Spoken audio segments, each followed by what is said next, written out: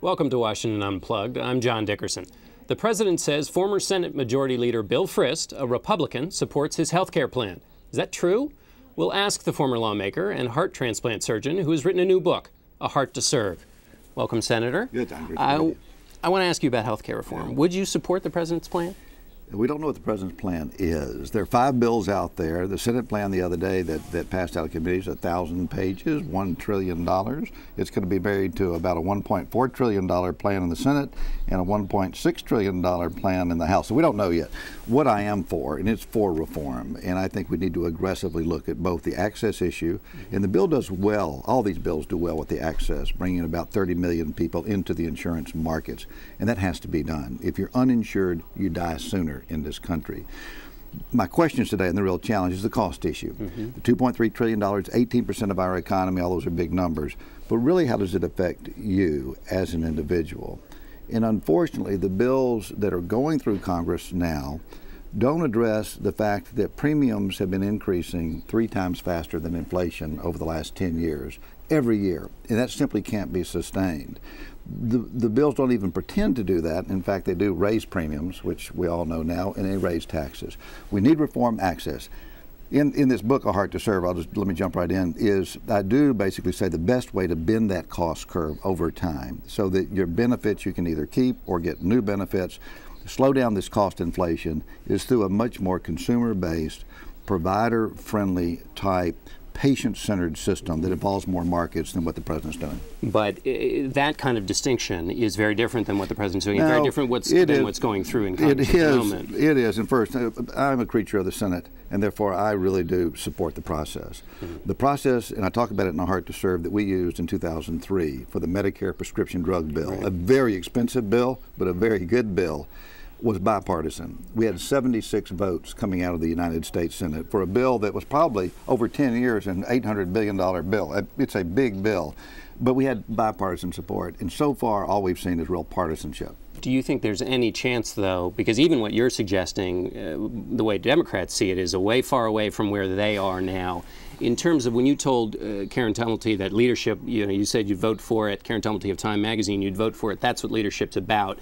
Tell me how we bridge the gap between what you and other Republicans think and where the Democrats are now. Is that gap bridgeable? It is. Well, I think it is. Again, because I have faith in the system.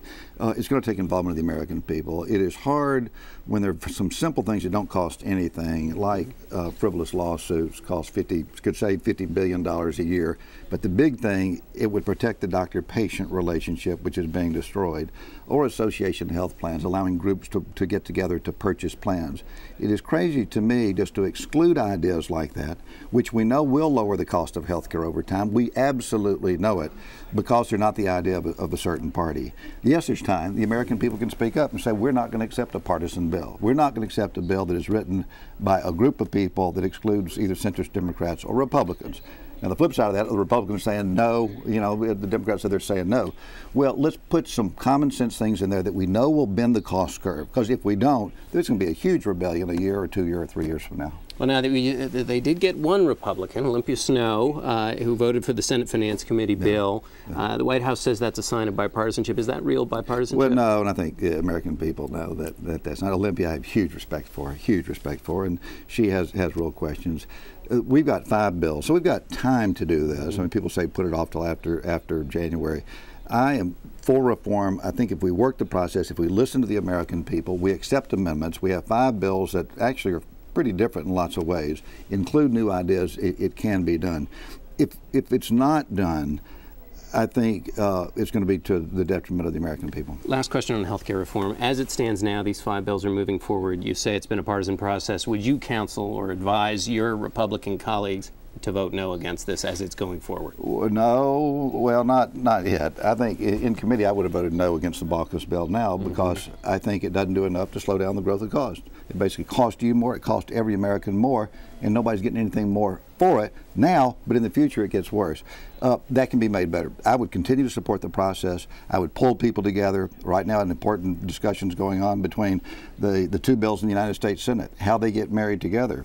One is 1,000 pages, the other is 800 pages, so we'll see how that happens, but let's look at it. We do need to get full scoring for this bill, and that's going to take probably 2.5 weeks. Congressional Budget Office. By the Congressional Budget Office to know what we're getting into over the next 10 years, and I would say the next 15 years, because what we're doing, we don't want to go down this road of a major experiment with the American people, and that's going to take about 2.5 to probably 3 weeks to fully score these bills as they get married together. All right, let's pivot to your book here now. What's it about? Well, the book, I appreciate you asking it, because it's a heart to serve, the passion to bring health, hope, and healing. It is not a political memoir. It's not sort of going through day by day what I did in the United States Senate, but it's much more of a review of why somebody would serve. 20 years in medicine, healing one-on-one, 12 years in the United States Senate looking at the health of the nation and the health of a state, and 10 years in the global health arena. And it does recount stories like the times of me going to the Sudan, doing surgery, in Mozambique doing surgery, the volunteer work I have done. It has my biggest disappointments, my biggest challenges, some of the successes that are in there. But really what I want people to do, and it's captured in the subtitle, The Passion to Bring Health, Hope, and Healing, I want you and everybody listening today to go deep in their own lives, deep in their own hearts, deep in their own spirits, and drawing up on the experiences they've had, capture their own passions. And whatever those passions are, shape them actively in a way that they go out into their communities or working with their family or in their cities and serve in a way that lifts people up. And the stories in here, some of which are sort of inside baseball, some of which are very personal, hopefully will inspire people to capture their own passions so that they can serve mankind in ways that I've tried to do, like medicine, healing, global health. For somebody who may not get what the point you're making immediately, what if they said why? And that's what the book is about. The why. I would lose my mind to go stop doing heart transplants, saving people's lives, and come to this town, Washington, D.C. Why? What is the why? And the why is, well, in that one, I ended up participating in a bill like the prescription drug bill that allows 40 million seniors today that they didn't have before to have affordable access to life-saving drugs. Or HIV/AIDS. By playing a little role of losing my mind, going down a path not taken by many doctors. When I came, a doctor hadn't come to the United States Senate in 68 years. Yet it's a big part of our economy today. HIV/AIDS right now, after 25, 30 million people dying, right now probably 10 million people fewer will die because of our sausage-making factory of government here and generosity of the American people through legislation called PEPFAR. So crazy decisions that may seem crazy to people leaving the practice of medicine, coming to Washington, almost serendipitously can come back and improve humanity broadly. And then the little stories in here of working in soup kitchens, of participating in community projects, the gratification of lifting people up emboldens, encourages, and inspires each of us as individuals. Final question about serendipity. David Petraeus, who we've all come to know, who's the commander of the Central Command, you had a situation with him. Would you explain that briefly? Well, I will, and I put that, and there are a lot of stories, mainly about other people in the book. And in 1991, late September 21st, I was watching a soccer game with my son, and my beeper went off. At that time, I'd never thought about politics outside of it. I was a surgeon, a doctor. Come to the hospital. I went over to the hospital. I said, be there in 10 to 12 minutes. I said, why? They said, somebody's been shot with an M16 through the chest with a hole blown out the back, took off the top of the lung, and they're bleeding, and you need to come in and operate.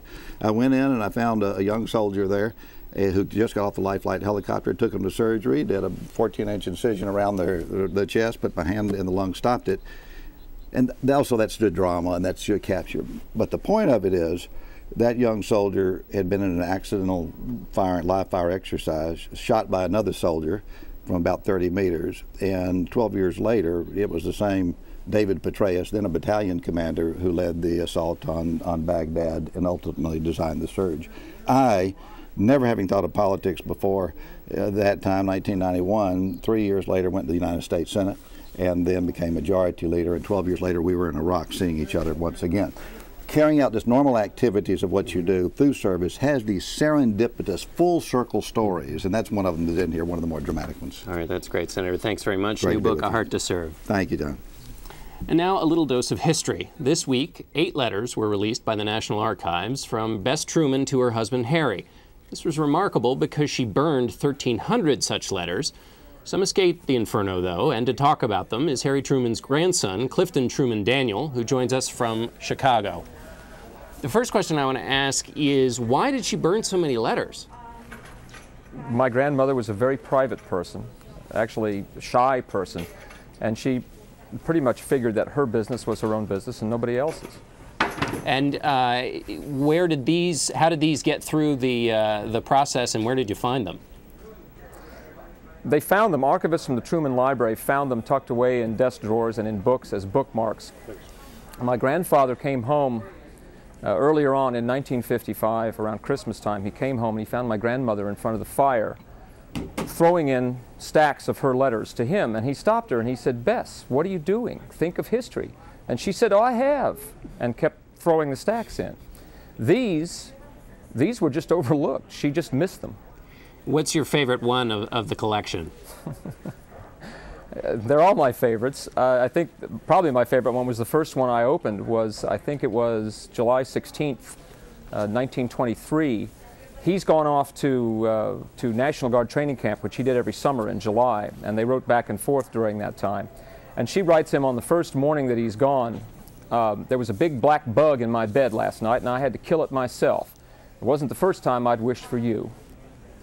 The great thing also about these letters is, of course, they give us some little insight into this enduring and extraordinary relationship. Can you talk a little bit about that? We've come to know about first couples in the spotlight over the last few years in a kind of distorted way. This intimate portrait tells us something about these two. What does it tell us? Yeah, they're very normal letters. They cover the whole range of normal family activities. So she's talking about the ironing. She's worried about his health. She's worried if he's getting enough good food at National Guard camp.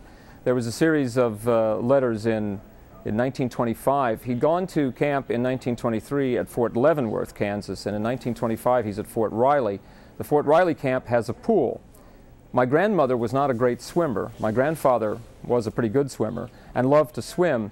But she worried about him being in this pool. He reported that it was a freezing cold pool and it was great for his health and it's full of good swimmers, so it's okay. And a lot of the letters say, "No deep water swimming, please." She's writing back, "Don't go near the deep end, watch it." So she's worried about his health. She's reporting on the family. They're very normal letters. They're fun. She has a sense of humor.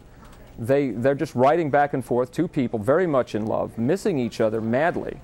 Almost every letter starts with, "I didn't get a letter this morning, so I'm in a bad mood," or "Wow, 2 letters came today. This is a fantastic day." So they really, really connected and really missed each other when they were apart. And were they writing pretty much every day back and forth? Twice a day. Once or twice a day, at least once. In fact, they get to chiding each other at points, saying, "You know, I didn't get a letter today. Did you write one, or is it just the post office that's messing up sending them to me?" And he keeps reporting back, "Yeah, I wrote you a letter, and I keep writing, and I'm not getting any from you either. You're not writing enough." I mean, the tone is kidding, but they are taking each other to task because they really wanted the letters. They really, really enjoyed getting these letters from each other and being able to stay in touch while they were apart. And did you match up, once these had been found, did you match them up with his? Was there any discovery process there? Exactly. No, those letters became public in the mid-1980s. And my mother made them public, and Bob Farrell wrote a very good book, Dear Bess, my grandfather's letters to my grandmother, and he used about half of the 1,300. So in matching my grandfather's letters to my grandmother's, I have had to go back and take the ones that have been published and the ones that Bob didn't use. So there are a few letters that actually have not been made public of his. So they're probably about half. You know, sometimes I'll have 6 of the published ones and 3 or 4 of the unpublished ones. But trying to match them up so you have them talking back and forth. And finally, as a last question, as a relative and a student of history, are you, would you argue now against burning the letters? I mean, you're glad you have these? Do you wish she'd kept the rest? And what advice would you have for the current occupants of the White House? Yeah, I do wish I had the rest, and I think that my grandmother, I understand why she did it. My grandfather was the complete opposite. He saved absolutely everything. Everything he wrote down, reams of pages and pages he wrote to himself to try and figure out what he was going to do about a certain problem or just get things off his chest. So we know my grandfather's mind very, very well. It's harder with my grandmother, so I wish that we had a deeper understanding of who she was. These 180 letters help quite a bit, but I understand why she did it, because a lot of it's, she's a little hard on people occasionally. She's kind of, she's sarcastic, she's a little snippy at times. So I understand why she wanted to kind of keep that off the table.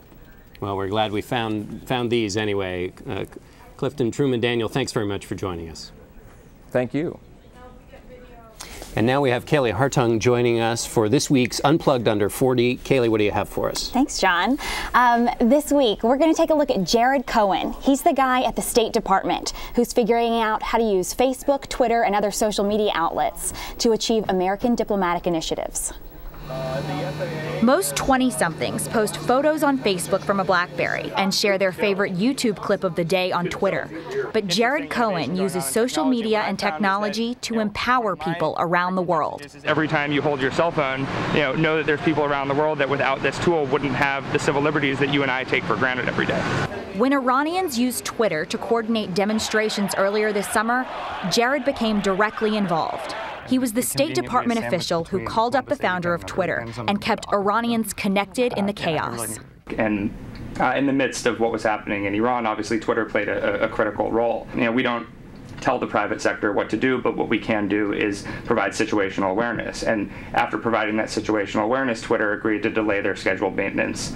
So what qualifies this 27-year-old to advise the Secretary of State on new technology and youth issues?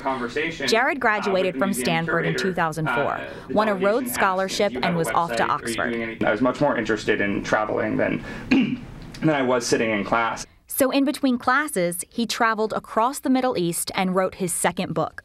I documented all my travels in Children of Jihad, and it's really a perspective. It documents my conversations and experiences as a Jewish kid from Connecticut, running around the Middle East, talking to young people, seeing where there was commonalities. And when he returned to the States after grad school, he sought advice from his mentor, none other than Secretary of State Condoleezza Rice. She kept asking me, what do you want to do after Oxford? What do you want to do after Oxford? And then one day I was sitting in her office. I said, you know what? I want to be on your policy planning staff. And so she looked at me and said, sounds like a perfect marriage. And I came to the State Department, and I've been here ever since. And you were how old at the time? I was 24 at the time, and now I'm 27. It was a little bold. Jared is the youngest member of Clinton's policy planning staff, and one of only 3 holdovers from the previous administration. He says the 20-member team is the Secretary's personal think tank. And our job is to wake up in the morning and look at the Secretary's priorities and come up with ideas, long-term, short-term. Some ideas are better than others, but we do what we can to make them come into fruition. In the 3 years Jared has been at the State Department, social media has really evolved. If you had told me in 2006 that technology would be a priority of the U.S. Department of State in terms of integrating it as a tool, I wouldn't have believed you. Jared says it's just a coincidence that as the 2008 presidential campaign showed Americans the power of the internet to mobilize voters, young people around the world began to understand a new and powerful use for it too. And what's interesting is that at the same time that this was happening here in the United States, it was beginning to happen abroad.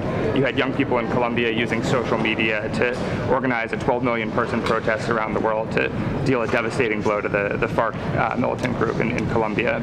You had young people throughout the Middle East using social media to mobilize in the name of human rights and good governance and democracy. And so these trends were happening just in almost a very ironic way at the same time. And with the help of a computer, anybody can be a leader.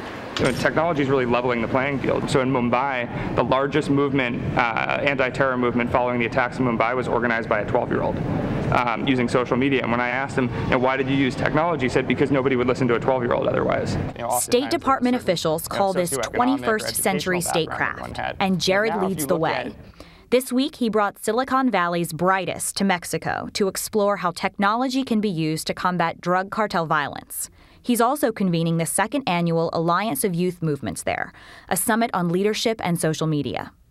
He may be in Mexico today, but he says Afghanistan is where he's focusing a good deal of his energy. Well, actually, Afghanistan's one of the places, ironically, that we're doing some of the most with regard to using technology for good governance and for civic empowerment. And I have just taken repeated trips to Afghanistan to work on integrating mobile banking to bring a financial capacity to Afghanistan's unbanked population. It's 97% unbanked. Mexico and Afghanistan, 2 of the 66 countries Jared has already visited. And that's what he loves about his job. The more a country is categorized as a developing nation, the more infrastructure challenges it has, the more censorship challenges it has, the more innovation it sparks on the part of the population. And so that's the innovation that I'm excited about. Facebook, Google, and Twitter, all technology developed here and used by Americans every day. But Jared says it's going to be a worldwide effort for social media to reach its full potential. Thanks, Kaylee. That's wonderful. This week's Unplugged Under 40, which this week is Unplugged Under 30. That's it for Washington Unplugged this rainy, cold Friday. Thanks for watching all week, and more of you are at 12:30 p.m. on CBSNews.com. Have a great weekend, and make sure to watch Face the Nation this weekend with guest White House Chief of Staff Rahm Emanuel, Senator John Kerry from Afghanistan, and Senator John Cornyn of the Senate Finance Committee. I'm John Dickerson. See you next week.